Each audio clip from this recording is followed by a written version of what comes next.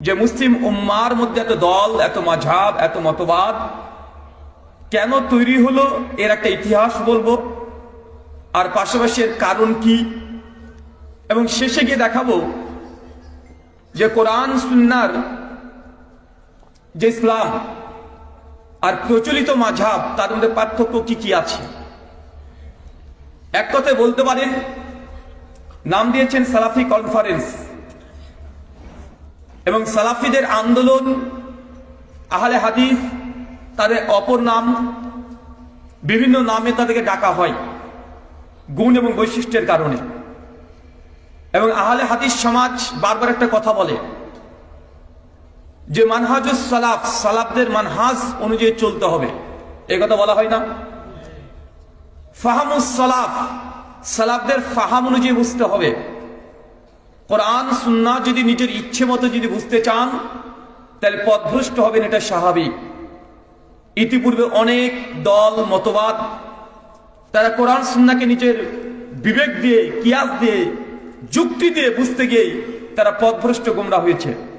তার জন্য কোরআন এবং সুন্নাহকে বোঝার জন্য আহলে হাদিস সালাফিদের দাবি হচ্ছে যে কোরআন হাদিস বুঝতে হবে ফাহমুস সালাফ, সালাফদের বুঝ অনুযায়ী, বা এটাকে অন্যভাবে বলা যায় মানহাজুস সালাফ, সালাফদের পথ অনুযায়ী। এই দুটো বিষয় আপনাদেরকে বোঝার চেষ্টা করব। একদিকে থাকবে মানহাজুস সালাফ বা ফাহমুস সালাফ, আর একদিকে থাকবে মাযহাব। মাযহাব এবং মানহাজের মধ্যে পার্থক্য কি, এই বিষয়টা ক্লিয়ার করব। আলোচনার মধ্যে চিৎকার হবে না, গান গজল কবিতা হবে না, শুধু উম্মাদকে নিজেদের মধ্যে দ্বন্দ্ব যে কলহ আছে এটা কেন হয়েছে, কেন হয়েছে এটাকে জানতে হবে।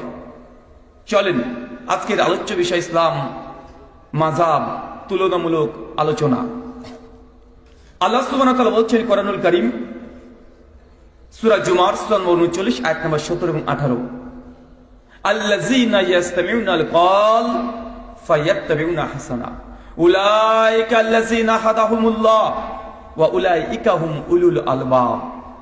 বাংলা ভাবার্থ, আল্লাযীনা ইয়াসতামিউনাল কওল, যারা মনোযোগ সহকারে কথা শ্রবণ করে। আল্লাহ বলছেন যে মনোযোগ দিয়ে কথা শুনতে হবে। কোরআনের দাবি মনোযোগ দিয়ে কথা আপনাকে শ্রবণ করতে হবে, এটা আল্লাহর দাবি। কিন্তু আমাদের সমাজের সোসাইটিতে দেখবেন আগে থেকে বলে দেওয়া হয় যে ওদের আলোচনা সভা শোনা যাবে না, ওরা যে আলোচনা সভা করছে ওখানে যাওয়া যাবে না। তারা কোরআন শুনতে, আলোচনা শুনতে তারা বাধা প্রদান করে থাকে। কিন্তু আল্লাহর দাবি যারা মনোযোগ ছেড়ে কথা শ্রবণ করে ফায়াত্তাবিউনা আহসানা, আর শোনার পরে যেটা সবচেয়ে আহসান, উত্তম, বেস্ট, এটাকে গ্রহণ করার মতো হৃদয় থাকে। শুধু শুনলেই হবে না, আজকের আলোচনা হৃদয়টাকে উন্মুক্ত রাখতে হবে যে আমি শুনবো এবং শোনার পরে যেটা সবচেয়ে উত্তম এটাকে গ্রহণ করব, এবং হৃদয় যে উন্মুক্ত নিয়ে আলোচনা শ্রবণ করবে। আল্লাহ বলছেন উলাইকা আল্লাযীনা হাদাহুমুল্লাহ, আমি আল্লাহ এই ধরনের ব্যক্তিকে মূলত হেদায়েত করে থাকি, এদেরকে আমি হেদায়েত দিই। আল্লাহ যাকে তাকে হেদায়েত দেন না। আল্লাহ চাইলে আবু জাহেলকে হেদায়েত দিতে পারতেন, আবু লাহাবকে হেদায়েত দিতে পারতেন, উদবা, শাইবা, ফিরাউন, নমরুদ, পৃথিবীর বড় বড় যারা ইসলামের বিরুদ্ধে আচরণ করেছে, আল্লাহ তাদেরকে হেদায়েত দিতে পারতেন না? পারতেন। কিন্তু আল্লাহ হেদায়েত পাওয়ার জন্য কয়েকটা শর্ত বেঁধে দিয়েছেন। প্রথম, যে তাদেরকে মনোযোগ দিয়ে শুনতে হবে। শুধু শোনাটাই যথেষ্ট নয়। অনেক মানুষ শোনে কিন্তু হৃদয়টাকে তালাবদ্ধ রেখে শোনে, তারা কান দিয়ে শুনছে কিন্তু এটা গ্রহণ করতে হবে, হক জানার পরে প্রত্যাখ্যান করে দেয়। আল্লাহ তার জন্য শর্ত বেঁধে দিয়েছে আল্লাযীনা ইয়াসতামিউনাল কওল, যারা মনোযোগ দিয়ে শ্রবণ করবে, ওয়া ফায়াত্তাবিউনা আহসানা, শ্রবণ করে ক্ষান্ত নয়, এবং তারা সবচেয়ে উত্তম জিনিসের অনুসরণ করবে। উত্তম জিনিস কোনটা? আমি যে কথা বলছি সেটা উত্তম না। অমুক পীর সাহেব কোনো কথা বলছে সেটা উত্তম, অমুক ঠাকুর, পণ্ডিত, পুরোহিত তারা যে কথাগুলো বলছে সেটা উত্তম। জি না, উত্তম কোনটা? হাদিসের মধ্যে ব্যাখ্যা স্পষ্টভাবে বিদ্যমান আছে। সহিহ মুসলিম হাদিস নাম্বার 850। আমি খুতবায় পাঠ করেছি, ফাইন্না খায়রাল হাদিসি কিতাবুল্লাহ। সবচাইতে উত্তম কথা কার কথা বলেন? আল্লাহর কথা। ফাইন্না খায়রাল হাদিসি কিতাবুল্লাহ। সবচাইতে দুনিয়াতে যারা যত কথা বলুক না কেন, সবচেয়ে উত্তম কথা হচ্ছে আল্লাহ সুবহানাহু ওয়া তাআলার কথা, তথা কোরআনুল কারীমে যে কথা আছে এটা হচ্ছে উত্তম কথা। ও খায়রাল হাদি হাদি মুহাম্মদ সাল্লাল্লাহু আলাইহি ওয়াসাল্লাম। এরপর দুনিয়াতে সবচেয়ে উত্তম কথা অ্যালবার্ট আইনস্টাইনের নয়, স্যার আইজাক নিউটনের নয়, বড় বড় সাহিত্যিক কবিদের কথা নয়। এরপরে সবচেয়ে উত্তম কথা যদি কারো হয়ে থাকে যেটা মুহাম্মদ রাসূলুল্লাহ সাল্লাল্লাহু আলাইহি ওয়াসাল্লামের কথা। তার মানে কোরআনের এই আয়াত যে আমাদেরকে হাসানের অনুসরণ করতে হবে, উত্তম জিনিসের অনুসরণ করতে হবে, উত্তম কোনো ব্যক্তির মধ্যে সীমাবদ্ধ নয়, উত্তম কোনো নির্দিষ্ট কোনো মাযহাব নয়, নির্দিষ্ট কোনো পীর সাহেব নয়, নির্দিষ্ট কোনো সংগঠন নয়। উত্তম জিনিস হচ্ছে কোরআনুল কারীমে যা আছে, হাদিসে যা আছে সেটা উত্তম, যদিও আপনার নিজের বিরুদ্ধে চলে যায়।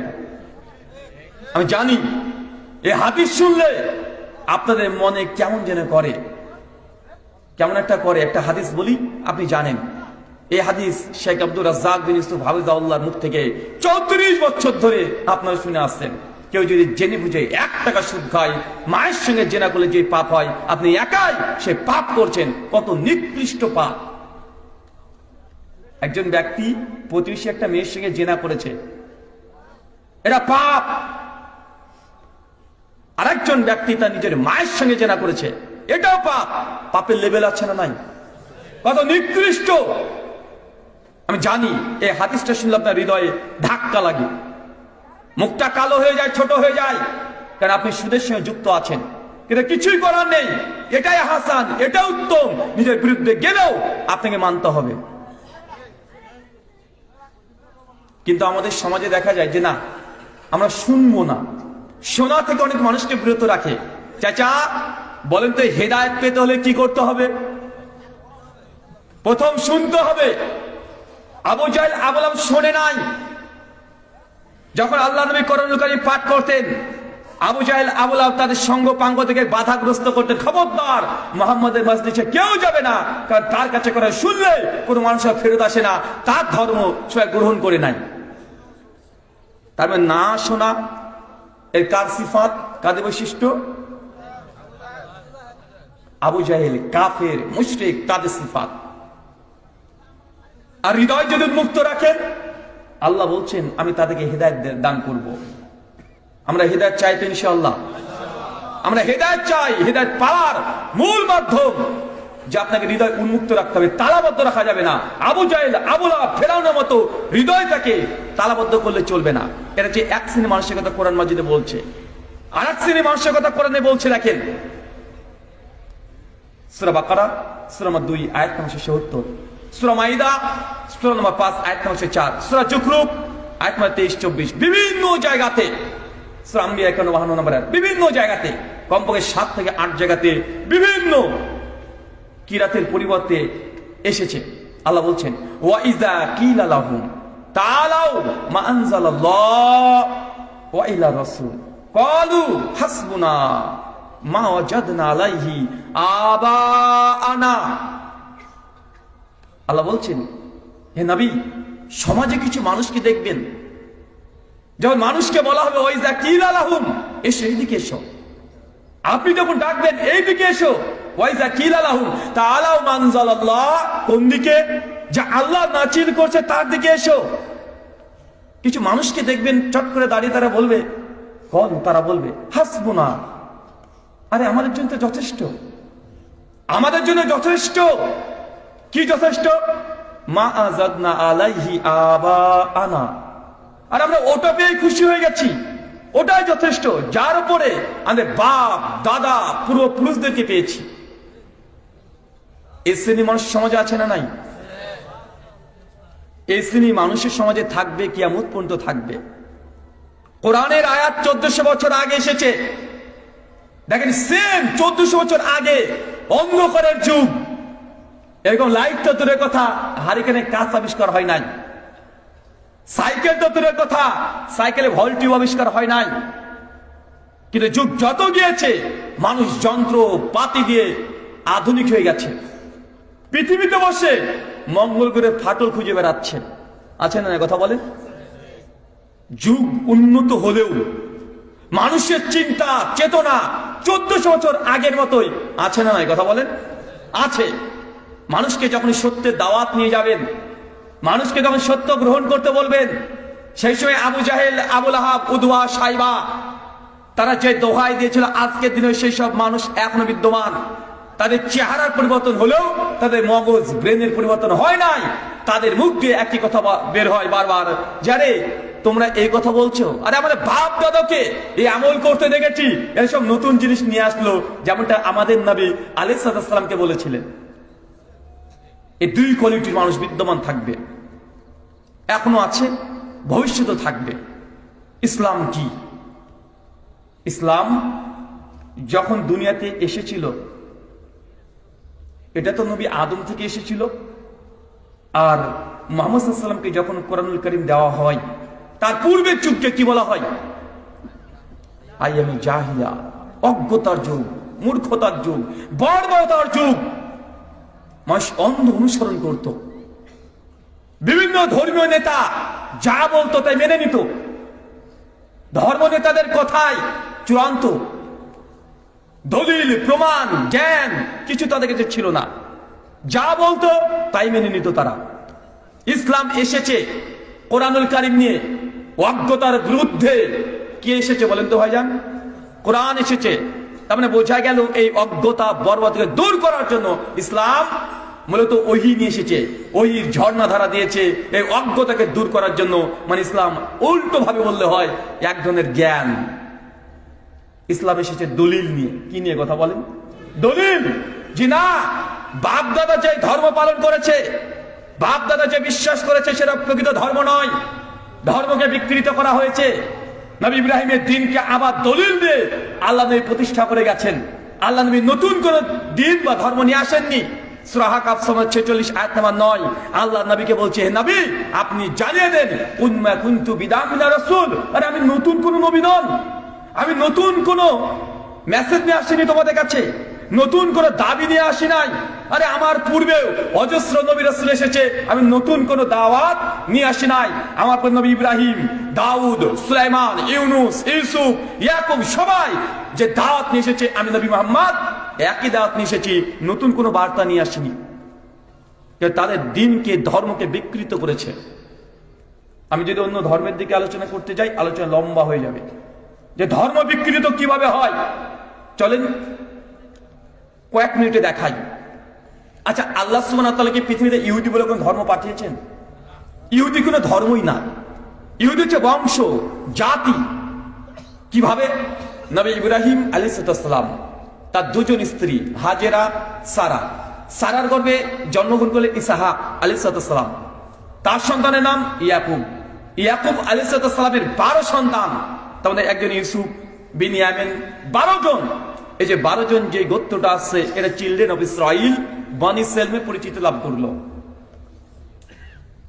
অপরদিকে ইসমাইল আলাইহিস সালামের বংশ থেকে দীর্ঘ 1500 বছর আল্লাহ কোন নবী দেননি, কোন নবী নেই। 1500 বছর পর আমাদের নবী তিনি জন্মগ্রহণ করছেন। এই যে ইহুদি কারা? ইহুদিদের আকীদা বিশ্বাস হচ্ছে এটা যে তওরাত হচ্ছে লাস্ট টেস্টামেন্ট, সর্বশেষ কিতাব, এরপরে কোনো কিতাব আসবে না। তারা অস্বীকার করে দেয়, নবী মূসার পরে কোনো নবীকে তারা মানে না। যারা এই তওরাত আর নবী মূসাকে পেয়ে ক্ষান্ত হয়ে গেছে, এরা মূলত এই বনী ইসরাইল বা ইহুদি বংশ বা ইহুদি ধর্মের আপনি বলতে পারেন। খ্রিস্টান কারা? তারা দাবি করলো ইহুদিদের মধ্যে যে না না না না, আর একটা আসমানি গ্রন্থ আসার কথা আছে, আর একজন নবী আসার কথা আছে, সেটা ঈসা আলাইহিস সালাম। ইহুদিদের মধ্যে বেশ কিছু মানুষ নবী ঈসা যখন আসলেন তার দাওয়াতকে গ্রহণ করে নিলেন, তার ইনজিলকে গ্রহণ করে নিলেন। এবং ঈসাই যারা আছে খ্রিস্টান, তারা বললেন যে না, ঈসার পরে, জিসাস ক্রাইস্টের পরে আর কোন আসমানি গ্রন্থ আসবে না, আর কোন নবীও আসবে না। তারা এখানে থেমে গেলেন। পরবর্তী সময় যখন নবী মুহাম্মদ রাসূলুল্লাহ সাল্লাল্লাহু আলাইহি সাল্লাম আসলেন, তখন ইহুদিরা যখন ঈসা নবীকে অস্বীকার করেছেন, আমাদের নবীকে অস্বীকার করে দিলেন।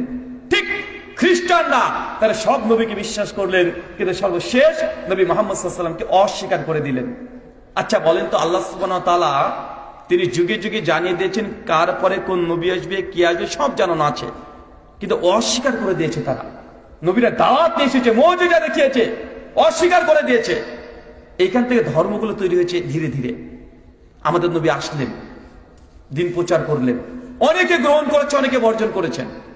আল্লাহ রাসূলের দুনিয়া থেকে বিদায় নেওয়ার পরেই আল্লাহ যখন দুনিয়া থেকে চলে গেলেন, সাহাবাদের একটা জামানা, মোটামুটি সেই সময়তে কোরআন এবং হাদিস, তাফসীর, ফিকহ পর্যাপ্ত পরিমাণে তারা লিখনির মাধ্যমে তা সংরক্ষণ করেনি।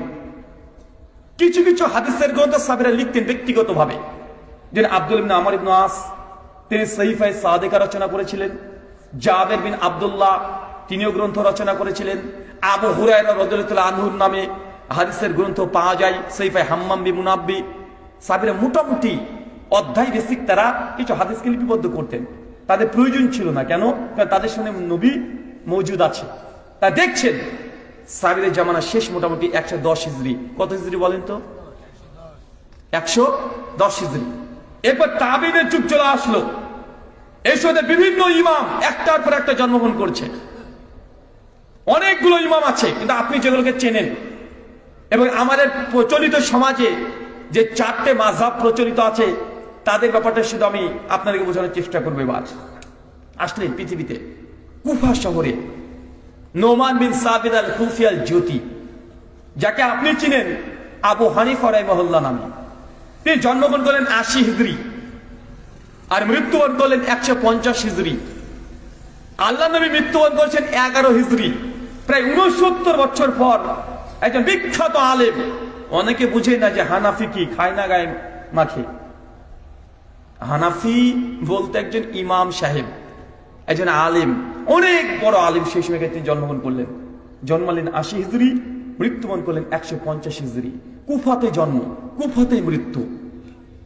তিনি কোরআন হাদিস ঘেটে সেই সময় তার ইলম মোতাবেক যা আছে তিনি যে কোনো প্রশ্নের উত্তর দেওয়ার চেষ্টা করতেন।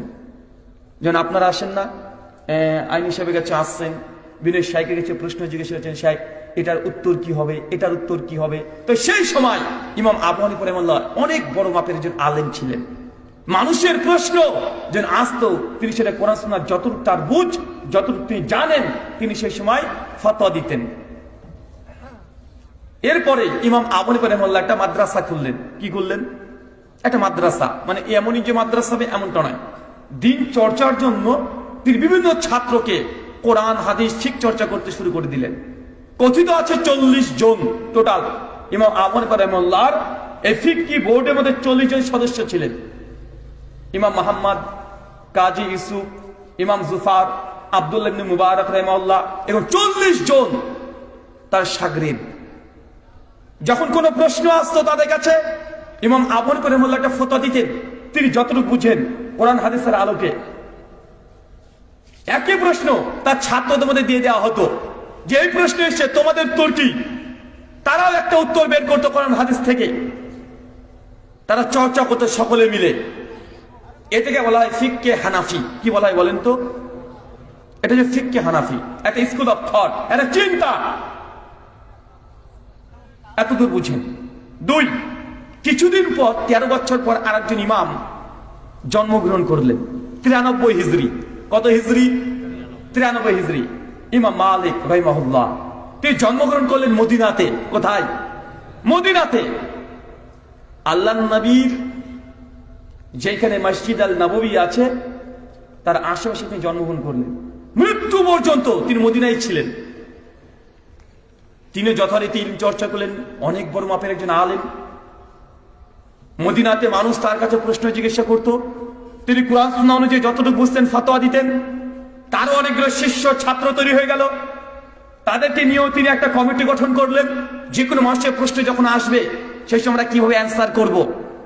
ইমাম মালিক রাহিমাহুল্লাহ সেই সময়তে তার ছাত্রবৃন্দ নিয়ে, অনেকজন ছাত্র আছে, ইমাম কাসেম তিনি সবচেয়ে মালিকি মাযহাবের সবচেয়ে বেশি ফতোয়াকে তিনি সংকলন করেছেন। তার বিখ্যাত গ্রন্থ আছে মুদাতুল কুবরা। ইমাম মালিকের মুয়াত্তা মালিক আছে, নাম শোনা আছে না ভাইজান? মুয়াত্তা মালিক যতটা না হাদিসের গ্রন্থ, তার চাইতে দ্বিগুণ ফিকহের গ্রন্থ, ফতোয়া ফরাইজের গ্রন্থ। এটি ইমাম মালিক জন্মালেন 93 হিজরি আর মৃত্যুবরণ করলেন 179 হিজরি।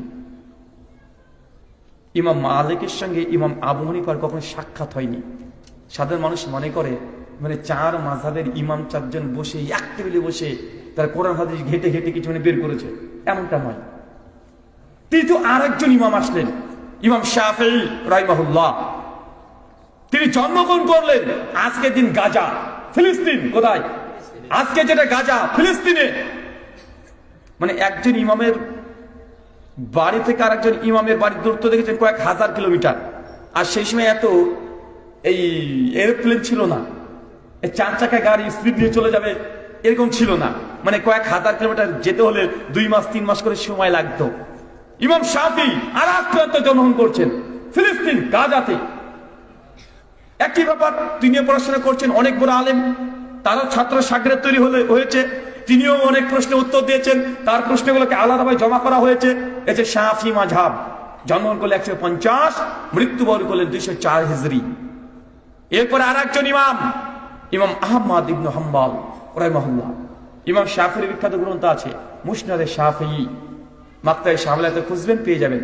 এখন পিডিএফ অ্যাভেলেবেল পাওয়া যায় বইগুলো, হার্ড কপি মার্কেটে চলে এসেছে মুসনাদে শাফিঈ। আরেকজন ইমাম, ইমাম আহমদ ইবনে হাম্বল, জন্ম 164, মৃত্যুবরণ করে 241 হিজরি। 10 লক্ষ হাদিসের হাফেজ। চিন্তা করতে পারছেন? 10 লাখ হাদিসের হাফেজ। 4 ইমামের মধ্যে হাদিসের খেদমত সবচেয়ে যিনি বেশি করেছেন ইমাম আহমদ ইবনে হাম্বল রাহিমাহুল্লাহ। 10 লক্ষ হাদিসের হাফেজ। তার বিখ্যাত গ্রন্থ, আজ পর্যন্ত তার চাইতে বড় গ্রন্থ হাদিসের এনসাইক্লোপিডিয়া বলতে পারেন, মুসনাদ আহমদ। 52 খণ্ডে বইটাকে শেখ সোহাইব বার্নতে তাহাকিক তালিক সহ ছাপানো হয়েছে। আরো প্রায় 4-5টা নুসখা এখন বর্তমান পাওয়া যায়। হাফেজ জাইনের পাওয়া যায় তাহাকিকৃত, তবে সোহাইব বার্নতে তাহাকিক বর্তমান গোটা বিশ্বজুড়ে সবচেয়ে বেশি চলছে। আচ্ছা, 4 মাযহাব বুঝতে পারলেন? এবং এটা বুঝে নেন যে 4 ইমাম একসঙ্গে কখনো এক টেবিলে বসেনি, বসে কোনো চিন্তাধারা নিয়ে তারা কোনো ফতোয়া ফরজ দেয় নাই। এই যে 4 মাযহাবের 4 ইমাম 4টে প্রান্ত থেকে তৈরি হয়েছে, তারা কোরআন সুন্নাহ যতটুকু বুঝেছে সে অনুযায়ী ফতোয়া ফরজ দিয়েছেন। আচ্ছা, আহলুল হাদিস এখানে চলে আসবে আবার, বা আমরা নিজেদেরকে আমাদের অস্তিত্ব কখন থেকে? ইমাম আবু হানিফা জন্মগ্রহণ করেছে কত হিজরি বলেন তো? 80 হিজরি। 4 ইমামের প্রথম ইমাম কে হলো তাহলে? ইমাম আবু হানিফা রাহিমাহুল্লাহ। তার পূর্বে কোনো ইমাম সেইভাবে বিদ্যমান ছিল না।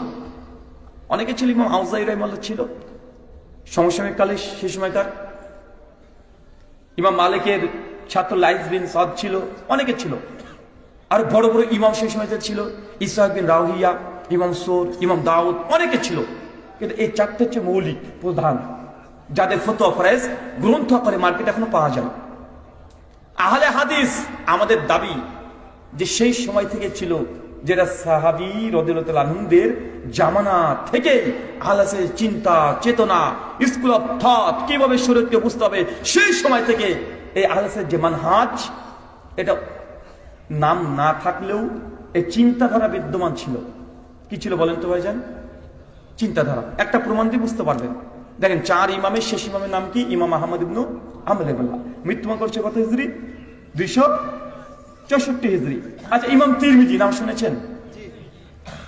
জামে তিরমিজির লেখক, যারা সুনান তিরমিজি নামে পরিচিত আছে। তিনি জন্মগ্রহণ করছেন 209 হিজরি, মৃত্যুবরণ করছে 279 হিজরি।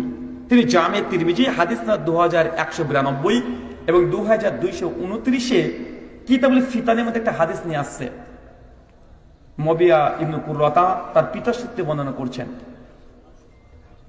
ইজা ফাসাদুল শাম ফালা খায়রা ফিকুম লা তাযালু তায়ফাতুন মিন উম্মতি মানসুরিন লা ইয়াযুররুহুম মান খাযালাহুম হাত্তা তাকুমুস সাআত।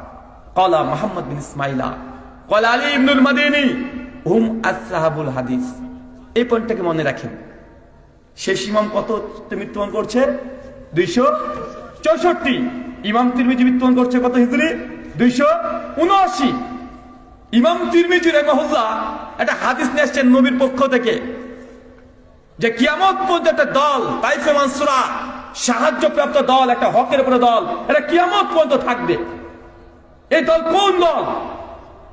কারা সেই যে নবীর জমানায় থাকবে, সাহাবীদের জমানায় থাকবে, তাবেঈনদের জমানায় থাকবে, তারপরে প্রজন্ম থাকবে, কিয়ামত পর্যন্ত দল থাকবে। এই দল কখনো বিচ্ছিন্ন হবে না, হঠাৎ করে গজিয়ে যাবে না যে আগে ছিল না পরে আসবে, এমনটা নয়। এই হাদিসের যখন ইমাম তিরমিজি লিখছেন তার জামে তিরমিজিতে 2192 নম্বর হাদিসটা খুলে দেখে নেবেন। ইমাম তিরমিজি বলছেন যে সাওয়ালতু মুহাম্মদ বিন ইসমাইলা, আমি তখন আমার উস্তাদ ইমাম বুখারী, কে বলেন তো ইমাম তিরমিজি উস্তাদের নাম কি? ইমাম বুখারী। আমি ইমাম বুখারীকে জিজ্ঞাসা করলাম যে আল্লাহ যে বললেন যে হক পন্থী একটা জামাত, একটা দল থাকবে কিয়ামত পর্যন্ত, এই দল কোন দল? অনেকগুলো দল তৈরি হয়ে গেছে সেই সময়। 279 হিজরিতে, 38 হিজরিতে খারিজিরা বের হয়েছে, মুতাজিলা, জাহামিয়া, অনেকগুলো দল 38 হিজরির পর থেকে এগুলো ব্যাপক হারে বাড়তে শুরু করে দিয়েছে। আহলে তাশাইয়্যিদ, শিয়া, জাইদিয়া, অনেক ফিরকা সেই সময় অলরেডি 28 হিজরির মধ্যে প্রায় না হলেও কয়েকশো দল শাখা প্রশাখা বেরিয়ে গেছে। ইমাম তিরমিজি বলছেন তার উস্তাদ ইমাম বুখারীকে যে এই দল কোন দল? যে আল্লাহর নবী যে বললেন কিয়ামত পর্যন্ত হক পন্থী একটা জামাত থাকবে, কারা? ইমাম বুখারী বলছে, ইমাম তিরমিজি যখন ইমাম বুখারীকে জিজ্ঞেস করছে, ইমাম বুখারী বলছে ইমাম তিরমিজিকে যে এই বিষয়ে সাওয়ালতু আলী ইবনুল মাদিনী, আমি আমার উস্তাদ আলী ইবনুল মাদিনীকে প্রশ্ন করেছিলাম। তুমি যেমন আজকে আমাকে প্রশ্ন করছো তিরমিজি, আমি আমার উস্তাদ আলী বিন মাদিনীকে প্রশ্ন করেছিলাম। আলী ইবনুল মাদিনী মৃত্যুবরণ করে 166 হিজরি, ইমাম তিরমিজির ইমাম বুখারীর উস্তাদ। তার বিখ্যাত গ্রন্থ আছে মুসনাদ আলী ইবনুল জাদ। আলী ইবনুল মাদিনী তিনি বলছেন যে এই দল হুম আহলুল হাদিস, তারা হচ্ছে আহলে হাদিস। এটা তিরমিজির মধ্যে স্পষ্ট বিদ্যমান। তার মানে বোঝা গেল যে আহলে হাদিসের যে চিন্তা, ইসলামকে বোঝার যে ধারা, চিন্তাধারা, তাদের একটা স্কুল অফ থট সেই সময়তেও আগে থেকে বিদ্যমান ছিল। প্রমাণ পাওয়া যাচ্ছে কি যাচ্ছে না? প্রমাণ পাওয়া যাচ্ছে। আচ্ছা চলেন, আলোচনা গভীর করব না, এবার মূল বিষয় যে এই মত পার্থক্য কি, আমরা আহলে হাদিস কিভাবে ইসলামটাকে চাই, আমরা আহলে হাদিস ইসলামটাকে কিভাবে বুঝি, এবং মাযহাবগত এরা ইসলামকে কিভাবে বুঝে। যারা মাযহাব মানছে তাদের চিন্তাধারা হচ্ছে এটা যে আমাদের ইমাম আবু হানিফা রাহিমাহুল্লাহ যা ফতোয়া দিয়েছে নতুন করে গবেষণা করার কোনো সুযোগ নেই। তিনি সেই সময় যে ফতোয়া দিয়ে গেছেন, ফতোয়ার পৃষ্ঠায় পৃষ্ঠায় লেখা আছে, ওই ফতোয়াকে আমরা মানতে বাধ্য। নতুন করে এখানে আমরা কলমের ডগা আমরা দিতে পারবো না। তার ফতোয়াটাই শেষ ফতোয়া হয়ে গেছে, সেটা কোরআনের পক্ষে যাক অথবা বিপক্ষে যাক। আমি একাধিকবার দেখেছি তাদের বিভিন্ন গ্রন্থ থেকে তারা পরিষ্কার লিখেছে যে ইমাম আবু হানিফা রাহিমাহুল্লাহর বিরুদ্ধে যদি কোরআনের আয়াত চলে আসে, হাদিস চলে আসে, সাহাবীদের আমলও যদি চলে আসে, তারপর কোরআন হাদিস সাহাবীদের আমল গ্রহণযোগ্য নয়, বরং ইমাম আবু হানিফা রাহিমাহুল্লাহর কথাকে প্রাধান্য দিতে হবে। তাকলিদ এবং মাযহাব কি ও কেন, পৃষ্ঠা নম্বর 112, জাস্টিস তাকি উসমানীর বই বাংলা অনুবাদ করেছে, বাংলাদেশ থেকে মাকতাবুল আজহার থেকে ছাপানো হয়েছে। উর্দু দিন মে তাকলিদ কি শেরি हैसियत, পৃষ্ঠা নম্বর 65, লাইন নাম্বার 9 থেকে 13-তে এই কথা লেখা আছে যে ইমাম আবু হানিফার ফতোয়াটাই হুজ্জাত, এটাই দলিল। কোরআন হাদিসে কি আছে আমাদের মতো ব্যক্তিদের জানার প্রয়োজন নেই। এই যে মাযহাব, যে ইমাম যা বলেছে সেটাই মানতে হবে, নতুন করে চিন্তা করার কোনো সুযোগ নেই। আর আহলে হাদিসের চিন্তা হচ্ছে এটা, তা নয় যে 4 মাযহাব আছে, 4 মাযহাবের যে জ্ঞান, 4 ইমামের যে জ্ঞান আমরা সম্মান করি, আমরা শ্রদ্ধা করি, আমরা দিন বোঝার ক্ষেত্রে তাদের সহযোগিতা নেই, তাদের ফাহিম, তাদের বুঝ আমরা সামনে রেখে আমরা একটা সিদ্ধান্ত নিই। চলেন আহলে হাদিসরা কিভাবে দিন বুঝে আপনাকে একটু বুঝিয়ে দিয়ে বার কয়েকটা মাসালা। এক, ধরেন নামাজে যখন আমরা সূরাতুল ফাতিহা পড়ি, সবাই পড়ি না? হানাফি, শাফি, মালিকি, হাম্বলি সবাই পড়ে।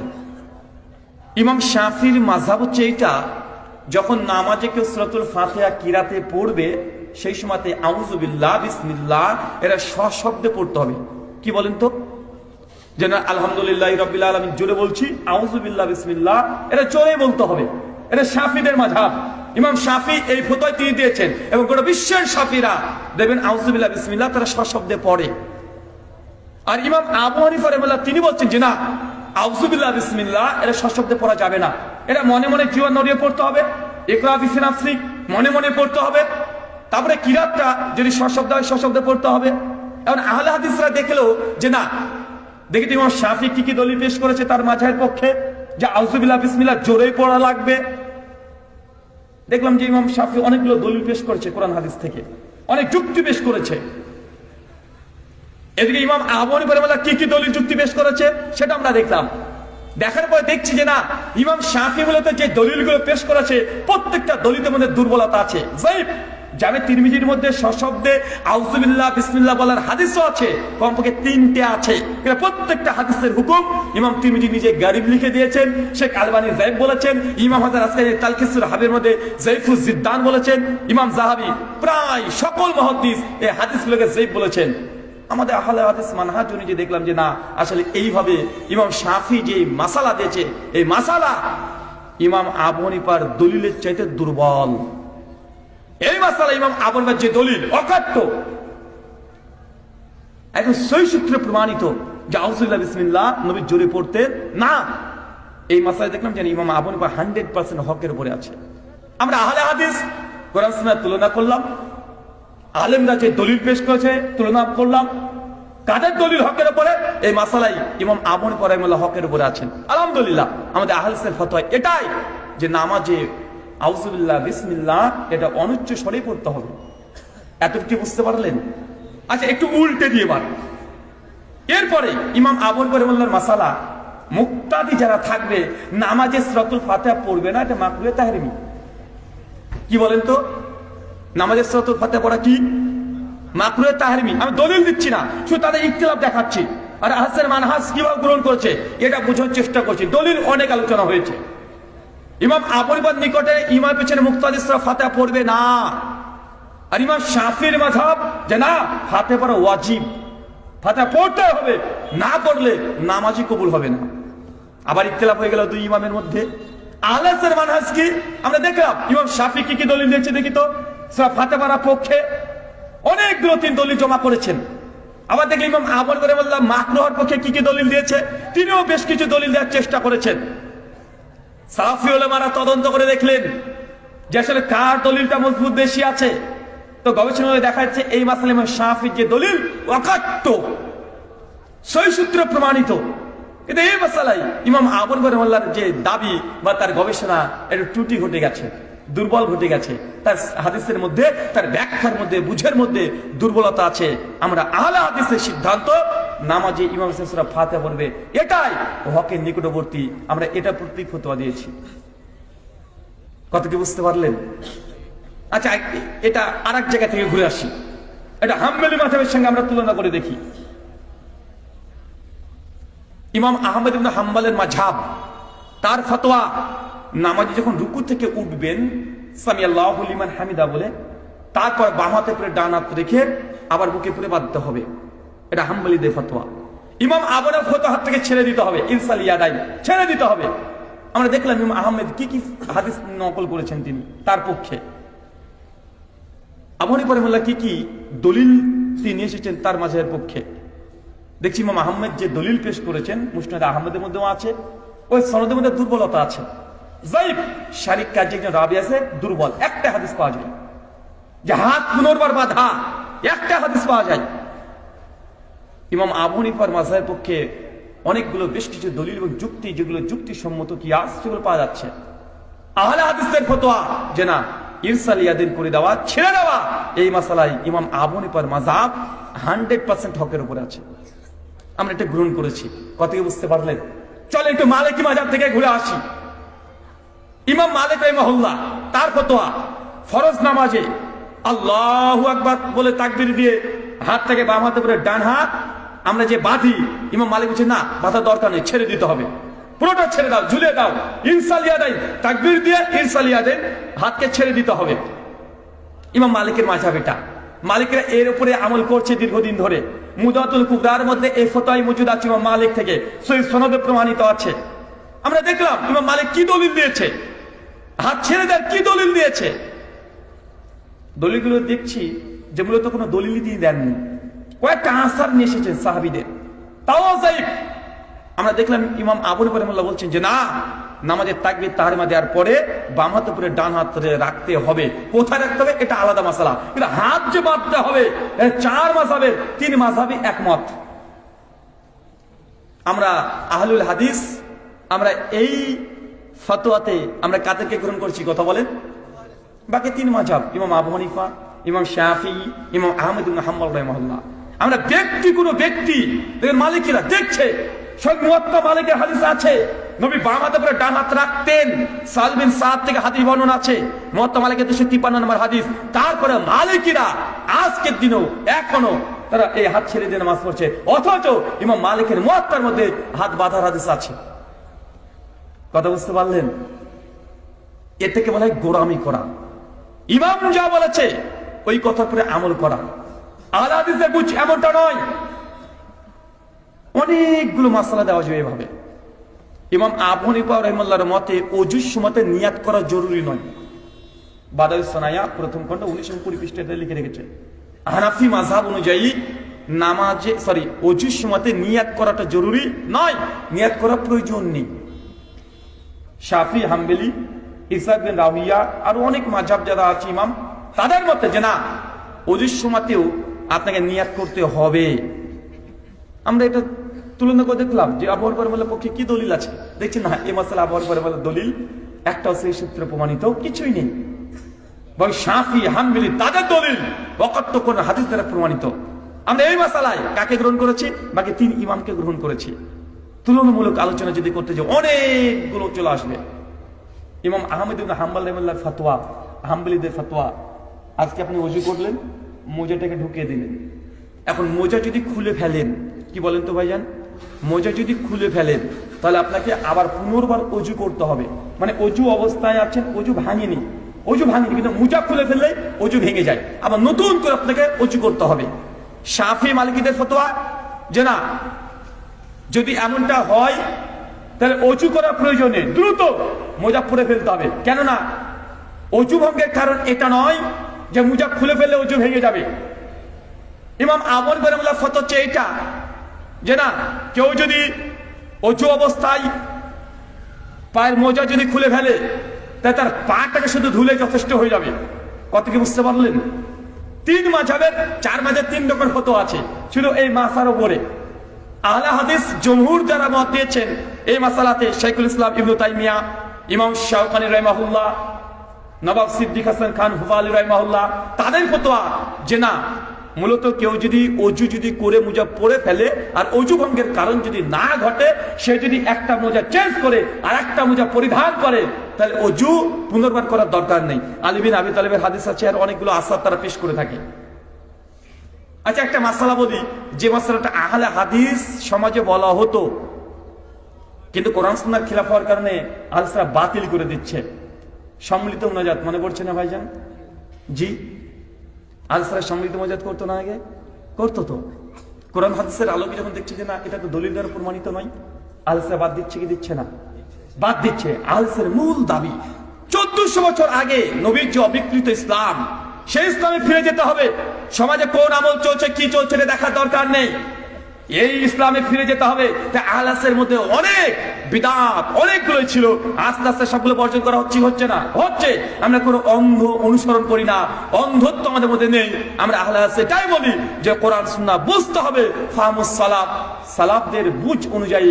আমাদের নতুন কোনো বুঝ, এই বুঝ গ্রহণযোগ্য নয়। আচ্ছা, আরেকটা ফতোয়ার কথা বলি। ইমাম আবু হানিফা রাহিমাহুল্লাহর ফতোয়া হচ্ছে, ফিকহে হানাফিদের ইজমাই ফতোয়া, তার রাজি কোয়ালিটাই বাদাস্তানের মধ্যে আছে, রদ্দুল মুখতারা আছে, হিদায়ের মধ্যে আছে, বিভিন্ন কিতাবে তারা ইজমাই তাদের ফতোয়া। জবরদস্তি তালাক হবে কি হবে না এই মাসালা তুমুল বিতর্ক আছে। জবরদস্তি তালাক, জবরদস্তি বোঝেন মানে আপনার স্ত্রীকে দেখছে আপনার শালা এসে বোঝে আমার বোনকে তালাক দে, আপনি আপনার স্ত্রীকে তালাক দিয়ে দিলেন, ইচ্ছে ছিল না, কিন্তু তালাক দিয়ে দিলেন, এরকম ঘটে না? ঘটে কি ঘটে না? ঘটে না? ঘটে। হানাফি মাঝের ইজমাই মাসালা হচ্ছে এটা যে তালাক হয়ে যাবে। কি হয়ে যাবে? তালাক হয়ে যাবে। কেউ যদি জবরদস্তি তালাক দেয়, আপনি ভাই তুই তালাক দে, তালাক হয়ে যাবে। আলাহাদের ফতোয়া এত সহজ নয়। আমাদের উস্তাদ কিফায়েতুল্লাহ সানাবিলি হাফেজাহুল্লাহ তার আহকামুত তালাকে তিনি আলোচনা করেছেন, দীর্ঘ আলোচনা করেছেন, প্রায় 40 পৃষ্ঠা আলোচনা করেছেন। কেউ কাউকে জবরদস্তি করে তালাক দিলেই সেটা তালাক বলে গণ্য ততক্ষণ হবে না। 4খানা শর্ত আছে। কয়টা?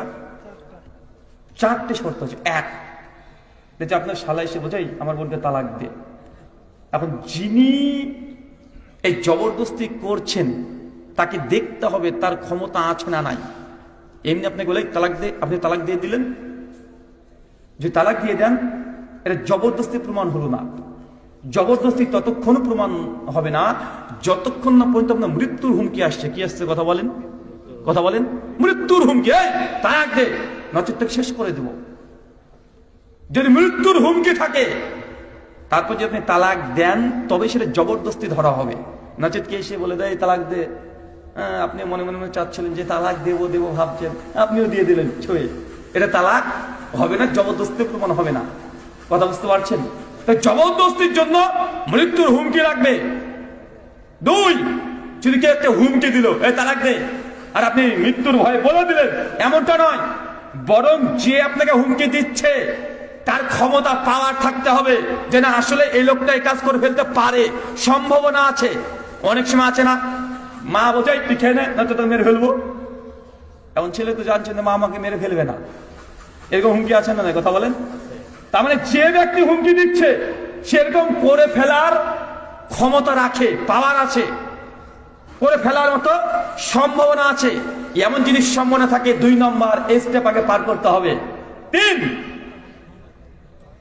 যাকে হুমকি দেওয়া হচ্ছে তার প্রতিরোধ করার ক্ষমতা নাই। কি নাই? কথা বলেন। মানে আপনাকে এসে আপনার শালা যে বোনকে তালাক দে, একদম মানে ধরেন তরবারি ধরেছে, এখন আপনারও ক্ষমতা আছে, পাওয়ার আছে যে তাকে এক থাপ্পড় মেরে ফেলে দেয়, আমার স্ত্রী তালাক দেবো মানে তুই কে রে? এরকম আছে না? কথা বলেন। আছে। মানে যাকে জবরদস্তি করা হচ্ছে তার যদি প্রতিরক্ষা করা যদি সামর্থ্য না থাকে তখন গুলো তার এই তালাকটা তালাক বলে বিবেচিত হবে না। জবরদস্তি বুঝতে পারলেন কি না? মাথাটা উল্টো দিকে। তালাকের মাসালা খুব কঠিন, মানুষ বুঝতে কম পারে। তালাকের মাসালা এমনি অনেক কঠিন। 1, জবরদস্তি কখন? যখন মৃত্যুর হুমকি দিচ্ছে। 2, যে ব্যক্তি এই হুমকি দিচ্ছে তার সামর্থ্য আছে, করে ফেলার মতো ক্ষমতা আছে। 3, যাকে হুমকি দেওয়া হচ্ছে তার সামর্থ্য নেই প্রতিরোধ করার। তারপরে যদি আপনি তালাক জিনিস থেকে দিয়ে দেন তাহলে এই তালাক হবে না, এই তালাক বাতিল হবে। কেন? ইবনে মাজাহ তিরমিজির একাধিক হাদিস আছে, আল্লাহ বলেছেন আমার উম্মতের জবরদস্তি ভুল ক্রমে কোনো কিছু বলে কোন ক্রমে যদি আপনি কোনো কিছু ঘটিয়ে ফেলেন এটা ধার্তবের মধ্যে নয়। সূরা আন-নাহলের 106 নম্বর আয়াতের ব্যাখ্যাতে আছে আম্মার বিন ইয়াসর রাদিয়াল্লাহু আনহুকে সেই সময় কাফেররা জোর করে শিরকি বাক্য বলে নিয়েছিল। এই আয়াতে তাফসীরে পেয়ে যাবেন যে জবরদস্তি কাউকে যদি কোনো শিরক করে দেওয়া হয়, জোর করে শিরক করে দিয়েছে, তরবারি ধরে আপনাকে জয় ইসলাম বলিয়ে দিয়েছে, তরবারি ধরে মৃত্যুর হুমকি দেখে কেউ যদি শিরক করে নেয়, কবর মাথায় সিজদা দিয়ে নেয়, তাহলে আপনি বেঈমান বা মুশরিক হবেন না। কেন? এটা ইচ্ছার বিরুদ্ধে জবরদস্তি আল্লাহ ধার্তব্যের মতো গ্রহণ করে না। কিন্তু আমাদের সমাজে আছে জবরদস্তি কি, যদি আপনি ঘুমের যুগে এসে বউকে বলে দেন তালাক, তো বউ অটো তালাক হয়ে গেছে। আছে না ভাইজান? এসে বলছে তোকে তালাক, তোর মাকে তালাক, তোর 14 গোষ্ঠীকে তালাক, তালাক হয়ে গেল। সমাজে আছে না? নাই, আছে। আল্লাহ সুবহানাহু ওয়া তাআলা আমাদের এই কথাগুলো বোঝার তৌফিক দান করো, সকলে বলি আমিন। এই 4 মাযহাবের যে ফিকহি যে দৃষ্টিকোণ আলসের বাইরে নয়। আল হাদিস 4 মাযহাবের যে উসুল, যে নীতিমালা, সবগুলোকে প্রাধান্য দিয়ে যেটা হকের নিকটবর্তী আমরা সেটাকে গ্রহণ করার চেষ্টা করি। আমরা নতুন কোনো কিছু নিয়ে আসি এমনটা নয়। আমরা এই জন্য বলি যে আমরা কোরআন এবং সুন্নাহ বুঝি, ফাহমুস সালাফ, সালাফদের বুঝ অনুযায়ী। আমাদের সঙ্গে তাদের পার্থক্য কি? আমাদের সঙ্গে তাদের পার্থক্য আমরা 4 মাযহাবের জ্ঞানগুলোকে আমরা সামনে রেখে একটা সিদ্ধান্ত দিই, আর তাদের নিজের মাযহাবে যা আছে তারা সেটাই মানে। শেখ শাহরুল্লাহ মুহাদ্দিস দেলভী রাহিমাহুল্লাহ তার হুজ্জাতুল বালিগা প্রথম খণ্ডে 152 পৃষ্ঠায় 176 লেখকের মৃত্যু। তিনিও বলেছেন যে চতুর্থ শতক পর্যন্ত 4 মাযহাব মানতে হবে, তাকলিদের সাক্ষী করতে হবে, এরকম কোনো কিছুই প্রমাণিত ছিল না। 400 বছর পর্যন্ত সালাফরা এইভাবে তারা কোরআন সুন্নাহ বুঝেছে। যখন তারা কোনো সমস্যায় পড়েছে, আলেমদের কাছে গিয়েছে যে এই সমস্যা কোরআন ভাষায় কি ফায়সালা আছে সেটা দেন। তারা এইভাবে দীর্ঘ 400 বছর ধরে ইসলাম এভাবে চলেছে। 400 বছর পরে এই 4 মাযহাবের তাকলিদ শুরু হয়ে গেল। আপনারা অবাক হবেন, 1300 হিজরিতে আমাদের যে কাবা দেখছেন, কাবা মামলুক যে সালতানাত আছে, এই সাম্রাজ্যের সময় কাবার চারদিকে 4টি ইমাম নিয়োগ করা হয়েছিল। 500 বছর মক্কাতে 4 ইমাম একই নামাজ পড়াতো। হানাফিরা তারা একটা দিকে নামাজ পড়াতো, শাফিরা আরেকটা দিকে, মালিকিরা আরেকটা দিকে, হাম্বলিরা আরেকটা দিকে। কেন? 400 হিজরির পরে তুমুল লড়াই মাযহাবিদের মধ্যে। এখন বাংলাদেশে প্রচার করা দেখো আমরা 4 মাযহাব, আমরা 4 জন হকের উপরে আছি, আমাদের 4 মাযহাবের মধ্যে কোনো মত পার্থক্য নেই, কোনো দ্বন্দ্ব নেই। এটা মিথ্যা কথা। তারিখে বাগদাদ উঠিয়ে দেখেন, আল বিদায়া ওয়ান নিহায়ের মধ্যে দেখেন যে শাফিরা হানাফিদের সঙ্গে কত লড়াই। বাগদাদের লাইব্রেরি হানাফিদের লাইব্রেরি শাফিরা আগুন দিয়ে পুড়িয়ে দিয়েছে, শাফিদের লাইব্রেরি হানাফিরা পুড়িয়ে দিয়েছে। একে অপরের পিছনে নামাজ পড়া না জায়েজ, হারাম ফতোয়া দিয়েছে। শাফিরা বলেছে হানাফিদের মেয়েকে বিয়ে করা জায়েজ নয়, হানাফিরা বলেছে শাফিদের সঙ্গে সালাম কালাম জায়েজ নয়। বর্তমানে আপনার সুন্নিদেরকে দেখেন না, এর সঙ্গে বিয়ে করা জায়েজ না, ওকে সালাম দেওয়া জায়েজ না। এই জিনিস স্যার মাঝের মধ্যে ছিল।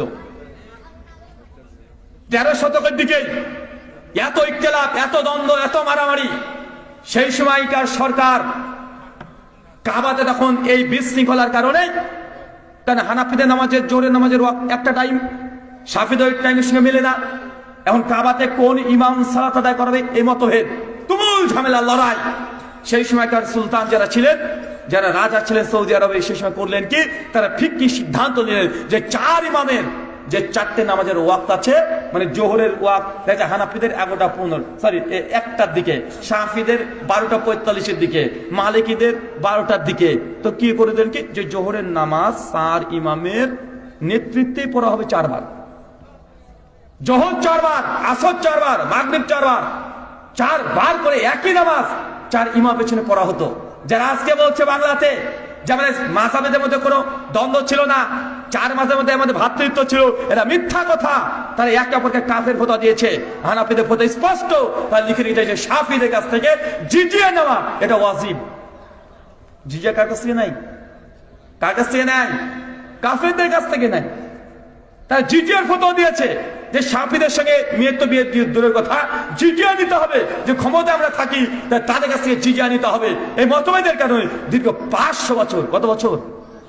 500 বছর কাবাতে 4 মুসাল্লা ছিল। নিকৃষ্ট বিদআত। আব্দুল আজিজ বিন সৌদ যখন প্রথম ক্ষমতায় আসে 1925 খ্রিস্টাব্দে, মাত্র 199 বছর আগে, মাত্র 99 বছর আগে এই 4 মুসাল্লাকে ভেঙে তছনছ করে দিয়ে এক ইমাম পেছনে নামাজ হচ্ছে। আলহামদুলিল্লাহ। মাযহাবের গোড়ামি এই পর্যায়ে চলে গেছিল যে কাবাতে এক ইমাম পেছনে তার নামাজ পড়েনি, জোহরের নামাজ 4 বার পড়েছে। আজকে বাংলার মানুষকে উল্টো জিনিস দেখানো হচ্ছে। আল্লাহ সুবহানাহু ওয়া তাআলা মুসলিম উম্মাহকে তুমি হেফাজত করো, সকলে বলি আমিন। আহলে হাদিসদের শেষ একটা জাস্ট কোরআনের আয়াত, গোটা আহলের মানহাজ এর মধ্যেই লিপিবদ্ধ আছে।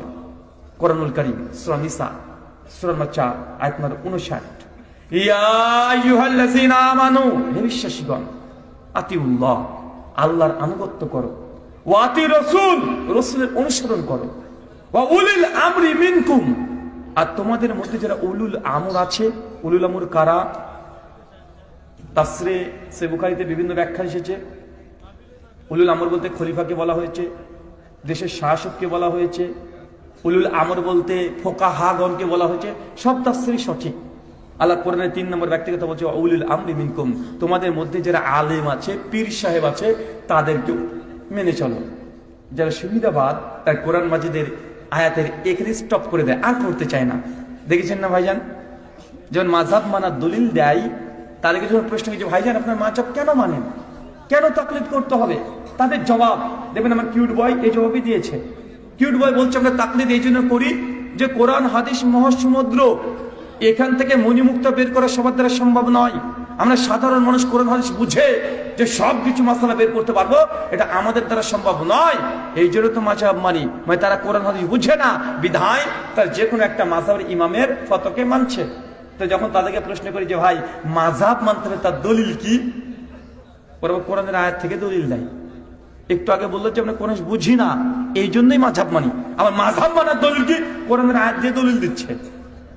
তারপরে এটা সবিরোধিতা হচ্ছে না হয় যান। আর তুমি মাযহাব তো মানছো এই জন্য দাবি করলে যে কোরআন বুঝো না, হাদিস বুঝো না, এই জন্য যদি মাযহাব মানা লাগে তো মাযহাব মানার দলিল তুই কোরআন থেকে বের করলে কি হয়ে বাছা? এই দলিল কি ইমাম আবু হানিফা দিয়েছেন? উত্তর হচ্ছে না। বলছে এই যে বলছে উলুল আমরি মিনকুম, তোমাদের মধ্যে যারা আলেম ওলামা আছে তাদেরকে মেনে চলো। আমার সাদা মনে সাদা প্রশ্ন, বলেন তো উলু এটা এক বচন না বহু বচন? বহু বচন। তার মানে বোঝা গেল কমপক্ষে আরবিতে সিগায় জামা হওয়ার জন্য কমপক্ষে 3 লাগে। কয়টা লাগে? 3 লাগে না? তার মানে যদি মাযহাব মানতে হয় একসঙ্গে কয় মাযহাব মানতে হবে? 3 মাযহাব। তাকে প্রশ্ন করেন ভাইজান আপনারা কয়টা মাযহাব মানেন? বলছে 4 মাযহাব হচ্ছে বারহাক। মাযহাব কয়টা বারহাক? 4 মাযহাব। তো ভাই কতটা তুমি মানো? বলছে আমি একটা মানি, বাকি 3টা। বলছে ওগুলো ঈমান রাখলে হয়ে যাবে। মুকসুদুল মুমিনিন 195 পৃষ্ঠায় লেখা আছে 130 ফরজ। কত ফরজ? কথা বলেন। 130 ফরজ, অনেক ফরজ, 5 ওয়াক্ত নামাজ ফরজ, 30 রোজা ফরজ, এইভাবে যোগ করতে করতে করতে শেষে লিখছে 130 ফরজ। তার মধ্যে লেখা আছে 4 মাযহাব মানা ফরজ। তা আমি একজন ওই লেখক, মানে যিনি বই বিক্রি করছিলেন, বইটা যখন কিনতে গিয়েছিলাম, তো যখন ওটা প্রথম আমি যখন পেয়ে গেলাম 15 পৃষ্ঠায়, আমি লোকটাকে বলছি যে উনি একজন আলেম ছিলেন, আজ মৌলানা আপনি? যে জি আমি মৌলানা। আজ এই গ্রন্থে লেখা আছে 30 ফরজ, এই যে 4 মাযহাব, 5 ওয়াক্ত নামাজ ফরজ, 30 রোজা ফরজ। তো সেই সময় চলছিল 2012 সাল। আমি তখন বললাম যে মৌলানা সাহেব এবছর রোজা কয়টা হয়েছে? বলছে বাবু এবছর তো 29টা হয়েছে। আচ্ছা বইয়ে যে লেখা আছে 30 রোজা ফরজ, আপনি তো একটা এই বছর 2012-তে 29টা রোজা করেছেন, তো বইয়ে যে লেখা আছে 30 ফরজ, তো একটা তো কমে গেল, এটা কমেছে না? আমি তারপরে বলছি যে মৌলানা সাহেব এতে লিখেছে 4 মাযহাব মানা ফরজ, আপনি কটা মাযহাব মানেন? উনি বলছেন যে আমরা হানাফি। উনি মানে প্রশ্ন করছে বুঝতে পারেন যে আমরা হানাফি মাযহাব মানি। আনছি আর বাকি 3 মাযহাব শাফি, মালিকি, হাম্বলি। উনি তখন বলছেন যে আরে আমরা একটা মাযহাবই মানতে হয় আর বাকি 3টে প্রতি ঈমান রাখতে হয়। আচ্ছা তাহলে 130 বলছে টিকলো কোথায়? 29 রোজা হলে 129টা হলো। আরো যদি 3 মাযহাব বাদ দিয়ে দেন, ডিলিট করে দেন, 126টা হবে। তো লিখে দেন 126 ফরজ, 130 ফরজ না। ভাই সমাজে কেমন আছে না নাই? আছে না? আমি তখন বলছি যে ভাই এই 4 মাযহাব মানার দাবিদার, যে 4 মাযহাব বারহাক, 4 মাযহাব মানা ফরজ, আপনি একটা মানছেন, 3টাকে বাদ দিয়ে দিয়েছেন। তো কেউ যদি এসে বলে যে ভাই 5 ওয়াক্ত নামাজ ফরজ, আমি 1 ওয়াক্ত পড়বো, 4 ওয়াক্ত পরে ঈমান রাখবো, আপনার ঈমান মুকাম্মাল হবে? কেন? আপনি 4 মাযহাব ফরজ বলার পরে একটা মানছেন, 3টে কেন ছেড়ে দিলেন? আপনি যদি 3টে ছেড়ে দিও যদি মাযহাবী হন, আমি 4টে ছেড়ে দিয়েছি, তাহলে আমি কেন মাযহাবী হব না? তুমি যদি আমাকে লা মাযহাবী বলো, বেটা তুমিও লা মাযহাবী। 3 মাযহাবকে তুমি পরিত্যাগ করে দিয়েছো। ভাই পরিত্যাগ করেছে কি করেনি? তুমি যদি গায়ের মুকাল্লিদ বলো, আমি তো 4 ইমামের তাকলিদ করি না তার জন্য গায়ের মুকাল্লিদ, তুমিও তো 3 ইমামের গায়ের মুকাল্লিদ, মানে 3 ইমামকে তাকলিদ করো না। সম্মানিত সুধী, এই কথা বলার মূল উদ্দেশ্য আহলে হাদিস যে মানহাজ গ্রহণ করে গেছে, এই মানহাজ দীর্ঘ 400 শতক পর্যন্ত এই মানহাজে সালাফরা চলে গেছে। 400 বছর পরেও এই হানাফি, শাফি, মালিকি, হাম্বলি 4 মাযহাবের তাকলিদ শুরু হয়েছে যে আমাদের ইমামকে মানতে হবে, বাকি কারো দিকে যাওয়া যাবে না। এটা 400 বছর পর্যন্ত ছিল না। আর আল্লাহ নবী বলেছেন জান্নাতি দল, হকপন্থী দল কারা? তাইফে মানসুরা কারা? লা তাজালু তাইফাতুন মিন উম্মতি মানসুরিন, লা তাজালু, হকপন্থী জামাতটা ধারাবাহিকভাবে থাকবে, সব সময় থাকবে। এই মানহাজ দৃষ্টিভঙ্গি সব সময় থাকবে। এখন বলেন তো ইমাম আবু হানিফার জন্মের পূর্বে হানাফি বলে কোনো মাযহাব ছিল? ইমাম শাফির জন্মের পূর্বে শাফি ছিল? ইমাম মালিকের পূর্বে, ইমাম আহমদের পূর্বে? তা যারা বলছে যে আমাদের মাযহাবটাই হক, বাকি সব বাতিল, তো ইমাম আবুর জন্মের আগে তো কোনো মাযহাবই ছিল না। কেউ যদি বলে যে আদম আলাইহিস সালামের পূর্বে মানুষ ছিল, সে মানুষ না পায়জামা? হ্যাঁ আর ইমাম আবু হানিফার পূর্বে তো কোনো হানাফি মাযহাব ছিল না, তো 69 বছরটা যে সময় ফাঁকা ছিল, সেই সময় কি মানা হতো? সেই সময় কি মানতো? কোরআন এবং হাদিস। কোরআন হাদিসের বিরুদ্ধে যদি সাহাবীদের সঙ্গে দ্বন্দ্ব লেগে গেছে, এক সাহাবীকে মানেনি, পরিবর্তন করে দিয়েছে, বাতিল করে দিয়েছে, অনেক দৃষ্টান্ত আছে। একটা দিয়ে আলোচনা শেষ করব। জামে তিরমিজি 824 নম্বর হাদিস। ওমর ইবনুল খাত্তাবের কাছে একজন শামবাসী সিরিয়া থেকে একজন এসে বলছে, ওমর, হজে তামাত্তু জায়েজ না না জায়েজ? ওমর বিন খাত্তাব ইসলামের খলিফা, তিনি বলছেন, আরে হজে তামাত্তু না জায়েজ, করা যাবে না।